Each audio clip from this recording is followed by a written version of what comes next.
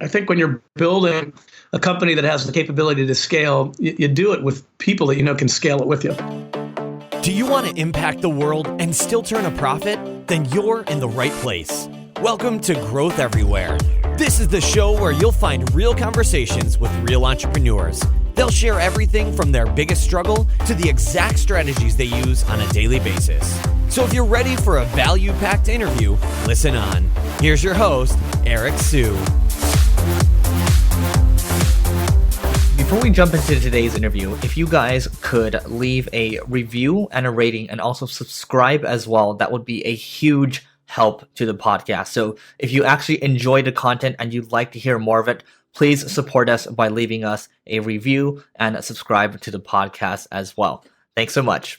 All right, everybody. Today we have Blake Irving, who is the CEO of GoDaddy, which provides, in addition to web hosting, a whole host of other web services that I'll let him talk about. Blake was previously at Xerox, Microsoft, and Yahoo before hopping in headfirst into GoDaddy. Blake, how's it going? Good, Eric. How are you doing, man? Good. So yeah, thanks for joining us. But why don't you tell us a little more, elaborate more on your story, kind of who you are and what your story is about. Well, personally, so I was I kind of grew up in the area where you live now, in the LA area, and was actually a musician in the area, and was kind of fascinated by computers, and actually was studying typography, believe it or not, one of the local Cal States. And ended up at Xerox because I did a portfolio review, and I ended up doing typography in the early 80s for workstations and laser printers in El Segundo, California. And it was just an eye-opener where we were, this is 81, but we were on the internet using full WYSIWYG workstations, removable hard drives on the internet, printers, 300 feet from your office, everybody connected. It was pretty amazing. And I just fell in love with it. And then started, getting deeper and deeper into it. The design type for those systems and design systems that design type for those things. Got my master's degree. Went to a couple of companies. One you didn't mention, which was Compact Computer. In the late '80s, early '90s, worked on multimedia stuff. Found some guys that were working some pretty cool multimedia stuff at Microsoft. Ended up going to Microsoft in '92 and worked on a variety of things at Microsoft through 2007.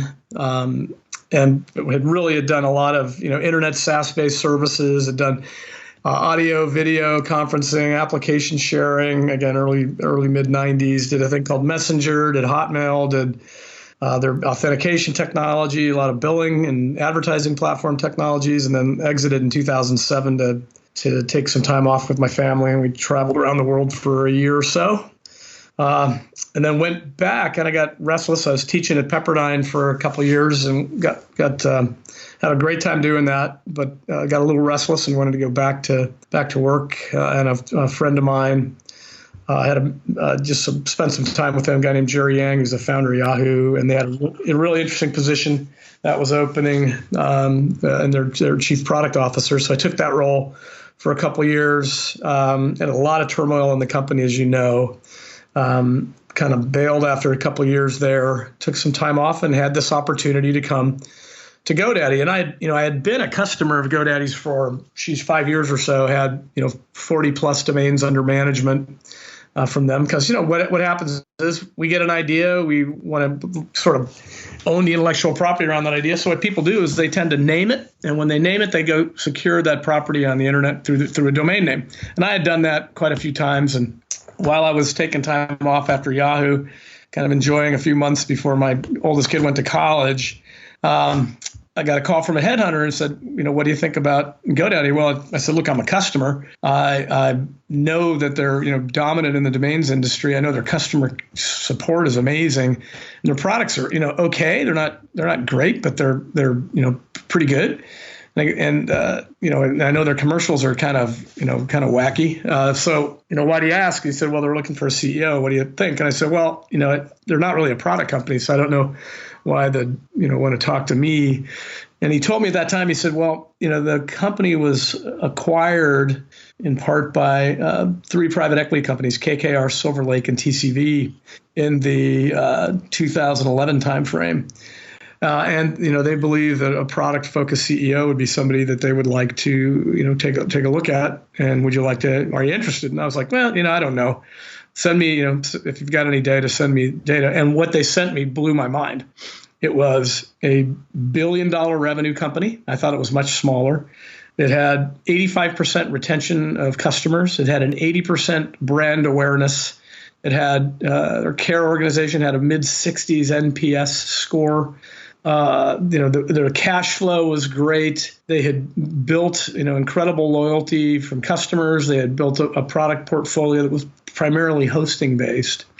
And I thought, man, this is really interesting because, I could, as a tech guy and as a product person for so long, I could kind of see the seams in the business where they existed. I could actually almost tell what the organization looked like by looking at the way the products were composed, and said, this will be pretty amazing because these guys have built $1 billion business and they've never left the United States. In fact, they never left Phoenix. They hadn't built a presence from the company's perspective outside of Phoenix, and they hadn't entered other markets. So I just started imagining what it would look like and, thinking about how you would grow it. And had a conversation with a couple of board members after saying, I think I'm interested in this. I can imagine this could be pretty big. A couple of board members, were two KKR board members, said, what do you think you'd do with a company? I said, well, I think I'd take it global because it's grown revenue in the U.S. And I think there's a huge opportunity for the need state outside of the U.S. So you'd take it global, you'd flatten the platform because I can tell that there's some technology that's not used ubiquitously by all the products in the company. API it so you could bring on partners. I'd square up the marketing messages with who we are and who we are as a company, what we do and who we do it for. And then I'd have to open, I think, tech centers in places where we think the greatest technology talent is so we could build a platform out. And the products, and both of the response from the KKR partners were, that's our investment thesis. So that sounds pretty good. So maybe there's some further conversations we should have. So, from there, I talked with some other board members and had conversations that were quite similar. Met the interim CEO, Scott Wagner, who's now our president and chief operating officer, and was a KKR operator. Really smart guy and really fun to work with. And spent time with him and told him what I thought was happening inside the company. He said, that's exactly what's going on. And, your premise on what we could do with this place is absolutely right. We could blow this out internationally, deepen the product portfolio, broaden the product portfolio, partner with folks as we API'd it. And last interview was with the founder, Bob Parsons, which was a full-day interview, and had a really wonderful time talking with him about how we built the business into $1 billion, what his concept was on how to grow it. And I shared with them on what I thought and how I went about doing that kind of thing. And at the end of that process, I ended up taking the role.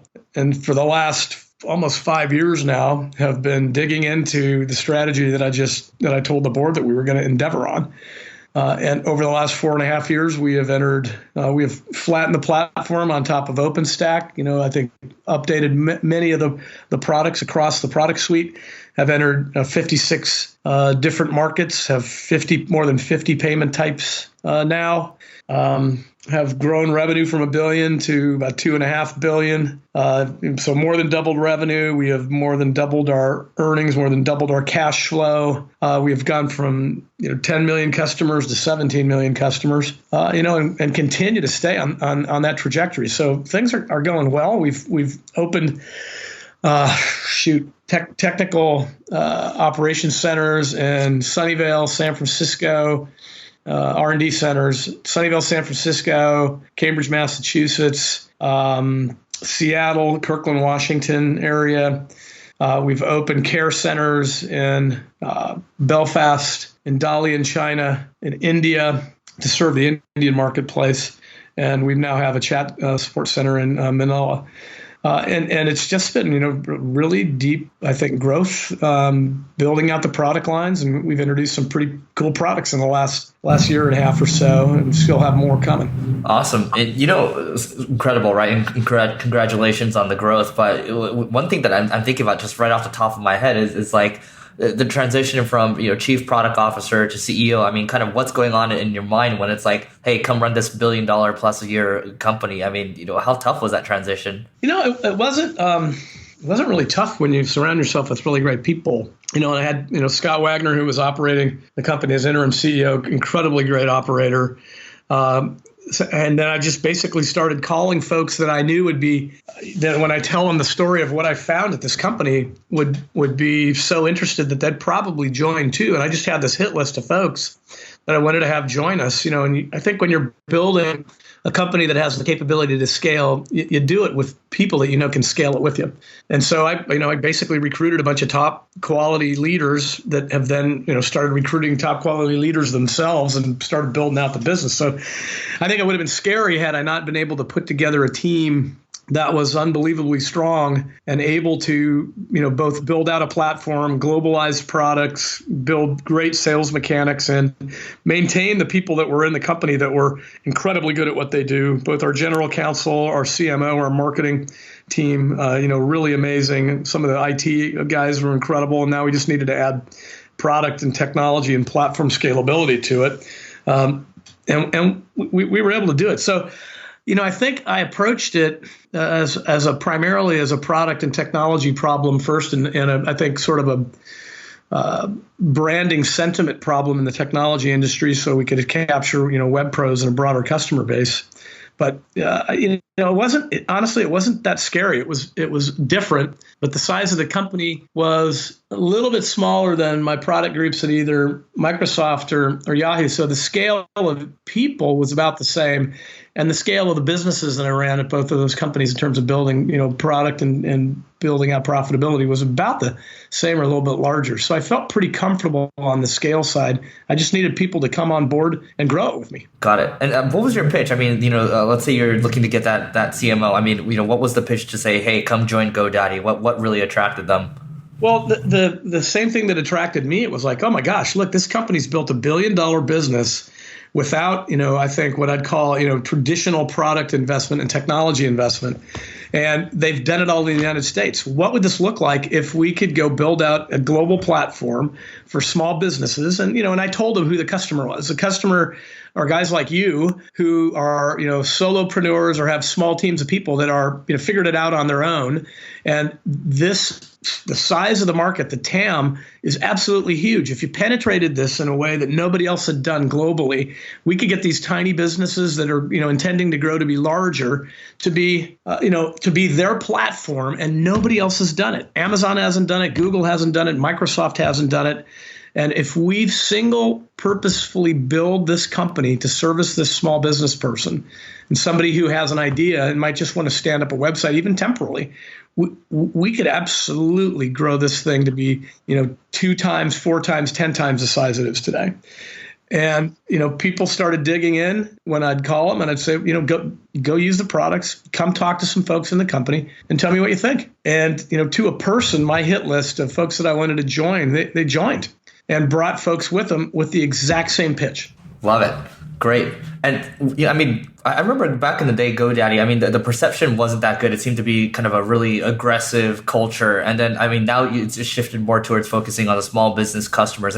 What did you have to do to kind of, shift everything over? And what were some challenges that you faced? No, the interesting thing was the folks inside the company, well, there were two, I'll call it 2 brand realities. One brand reality was how the company was representing itself in advertisement on TV, right? And that's what most people thought of the company. They saw the advertisement and said, oh my gosh, these are, it's an aggressive marketing company.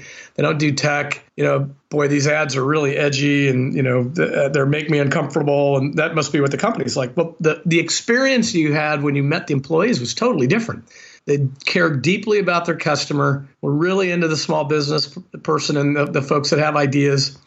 And, so I think shifting the company was about asking questions about what folks in the company wanted the company to look like. What do you want this to be? How do you want us to represent ourselves in the market?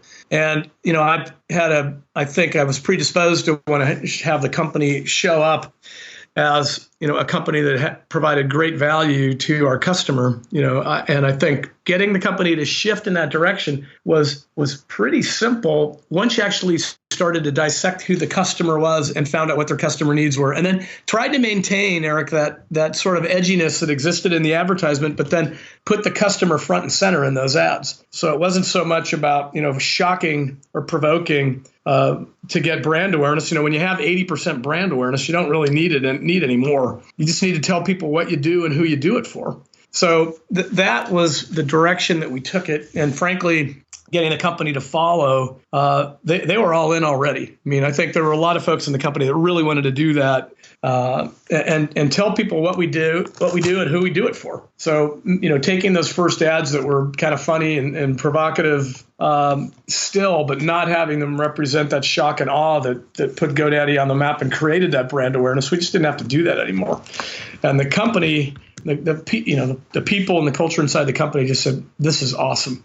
We love representing ourselves in this way, and we can be proud of it. Love it.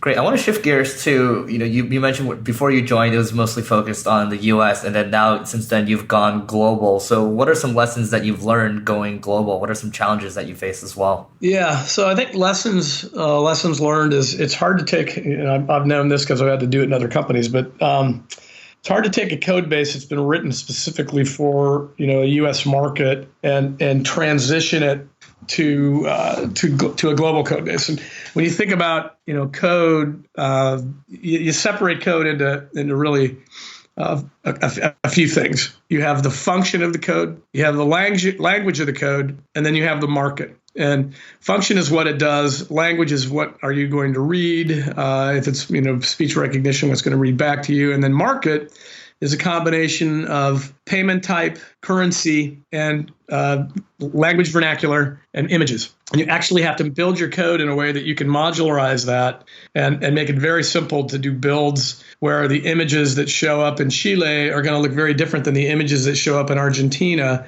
as are the payment types, as is the currency, because you have to be very, you want to appear from a software perspective to be in that market, just down the street from them. And if you put a Chilean flag on an Argentinian website, they're not going to think you're very local. And so we were really tight on doing that. And frankly, that took longer than I would have hoped. We did it pretty quickly.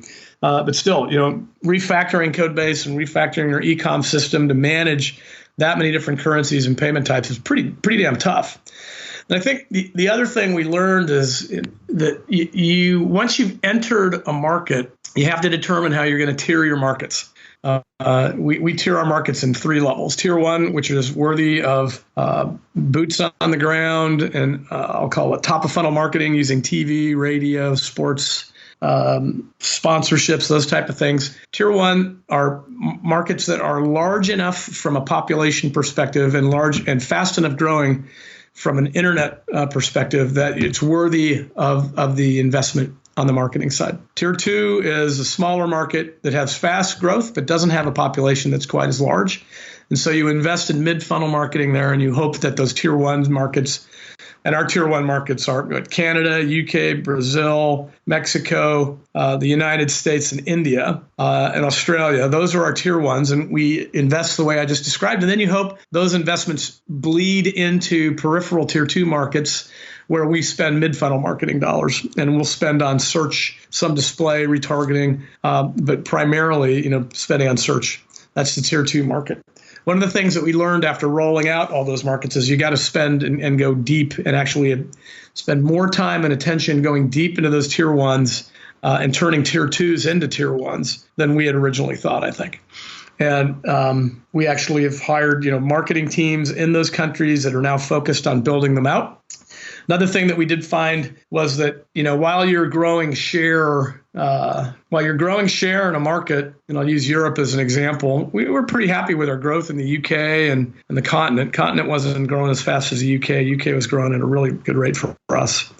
You can accelerate by acquiring a company that is in a similar business. And while we were making headway, we knew that we could advance our growth pretty dramatically by buying somebody in the market. So in December of last year, we announced that we were purchasing a company called Host Europe Group. that will then become GoDaddy EMEA for us. So they'll be focused on Europe, the Middle East, and Northern Africa, and basically focused on growing those markets for us. And we, picked up. We spent $1.8 billion in December for Host Europe Group. Picked up 1.7 million customers, and a heck of a good business for them. And honestly, had we grown faster, would we have done that completely organically? Yeah, maybe. But honestly, the synergies between Host Europe Group and us were so tight and so well aligned, both culturally and from a business perspective. We thought that we could synergistically grow the business much more quickly and actually use Host Europe Group as sort of if you think of them as being our European headquarters running the entire brand portfolio in Europe. That's what we've done. And there may be other opportunities to do that again in Latin America and Asia, other parts of the world as well. So what's the process for buying, a company for 1.8 billion? What's that typically look like? Do you just randomly have your M&A team reach out to somebody? Like, how does that look? No, you continually scan the environment for folks that you think are running a good business and are strategically aligned with where you think the market will go over the course of the next, 5 to 10 years. And that you think that there's a really good business there that you can pursue and grow. We've done quite a few acquisitions over the last 4.5 years. Most that have been technology tuck-ins.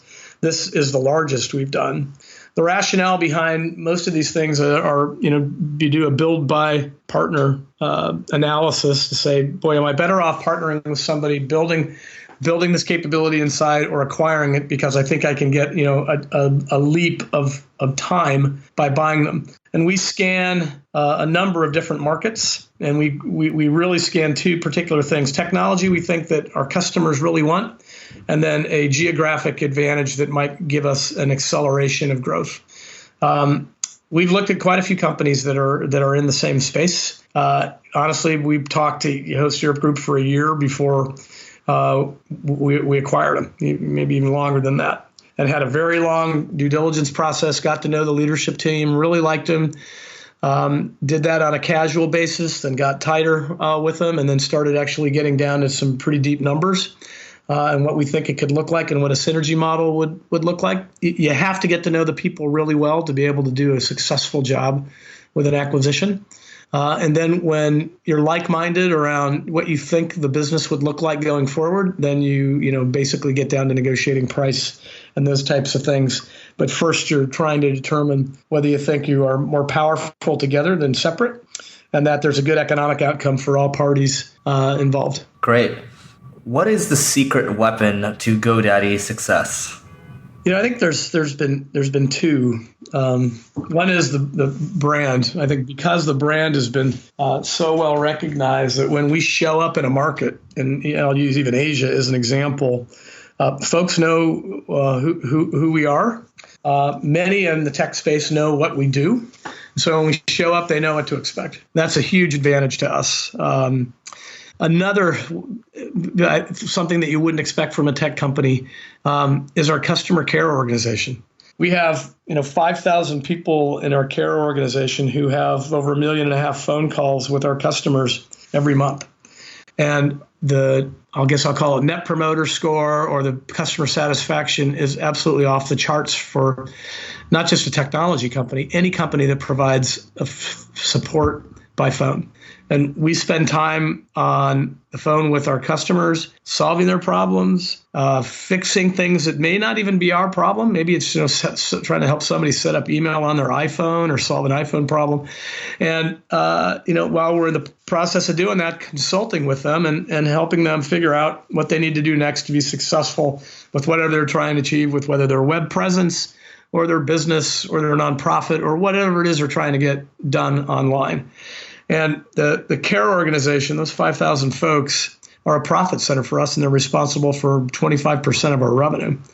That support organization is something that very few tech companies ever would have built. And I think that our founder Bob Parsons, had great insight into the human nature of somebody doing a startup, having been one of those guys himself, and said, if I talk to these people, when they're at a point in their life cycle, and this is a life cycle business, when they're uncomfortable and don't have all the answers, and we can help consult with them and solve their problem and get them on to the next thing, they're going to treat us really well. And if they're with us for, a couple of years, they'll stick. And that's why, we've got an 85% retention level. The products are getting much better and more solid.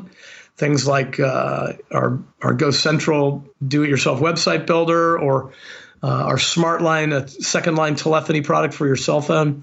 Those things are getting better, and we have a support team that just backs them up, 100% and makes our customers' lives easy. That's the second thing that I was trying to dig at, your secret weapon being your reps. So why do you think your customer service reps are so successful? I think we train them very, very carefully.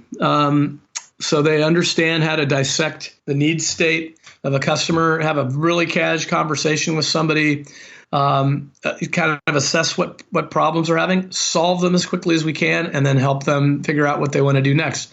And do it in a way where they feel like we really care. And, the fact of the matter is we do. We don't, basically time our reps to say, you got to be off the phone in 5 minutes. It's like, solve the customer's problem. Make sure they feel that they've been treated well, and then end the call. But make sure that these folks feel like they've been helped. The one powerful thing in our business is recommendation, and recommendation probably the strongest marketing tool you have. We want every one of those calls to end up being, yes, I'm going to recommend this company because of the interaction that I've had. And I think it's incredibly important to make sure that you understand your customer, that you train your employees to be empathetic, to be an ear that is trying to figure out what the customer really means when they're trying to define a technical issue, because our customers are not technically sophisticated for the most part. And taking them to that next step where they can feel like we're invested in their success. Great. Just a few more questions as we wrap up here. I mean, what's one new tool that you've added in the last year that's added a lot of value, like Evernote? I think, if I think about Smart Line, I don't know if you've tried this, Eric, but it's a super cool app that sits on your Android or iPhone, and it adds a second phone line to your phone when you have an internet connection. So it basically, if you think about small businesses, they're trying to build a web presence. They're going to go stand up a website. They're going to put a phone number on that website. They should never put their personal phone number on the website. So what we did is, we basically had customers telling us on the phone, God, but your support is so amazing. You guys ever thought about going into the phone business? Because I need a second line, and I don't want to pay, whatever phone company they'd mentioned for another phone, nor another phone line, because the service is so bad. And I'd rather have you guys do it. So we were getting told by customers we ought to go into this business. We acquired a company over a year ago called Freedom Voice, who was already in the business, re-architected their go-to-market so it was more about less about landlines in offices and more about doing an IP switch that would allow a cell phone to have a second line on it. And frankly, when it comes time to put on a phone number on your website, just put a Smart Line number on it. You can pick the area code. Soon you'll be able to pick an 800 number. You'll be able to pick vanity names. It'll have texting within the next 4 weeks. So you can text from that number with your customers, and you never have to put your personal number on a website or have your personal information at risk. That's a super cool product that we've just soft launched. We've got about 4,000 people using it today. We'll launch that in a big way in September. And then we also have a product called GoCentral, which is a super simple DIY website builder where you can build a website from your phone or from a PC. And it's incredibly powerful and powerful as well. My God, you guys are adding all these new products that I've never even heard of. And I have a GoDaddy account too. I just didn't know. So everybody that has a GoDaddy account, go check. You got to go check it out. Yep. Cool. What is one must-read book that you recommend to everyone? There's a book called The Power of Habit by Charles Duhigg. Super good book about just how to build positive habits that can be, I think, what I'd call, whether in your personal life or whether in your business life, to help you build, a habit loop that can build your success. And that's one. I mean, there's so many darn great books out there. All right. So Blake, this has been awesome. What's the best way for people to find you online? You can. I'm on Twitter at Blake I. I've got a Facebook page, public page. Blake I at GoDaddy is my email. Inbox is always open. All right. Great. Blake, thanks so much for doing this. Thanks, Eric. Appreciate it. Thanks for listening to this episode of Growth Everywhere. If you loved what you heard, be sure to head back to growtheverywhere.com for today's show notes and a ton of additional resources. But before you go, hit the subscribe button to avoid missing out on next week's value-packed interview. Enjoy the rest of your week, and remember to take action and continue growing.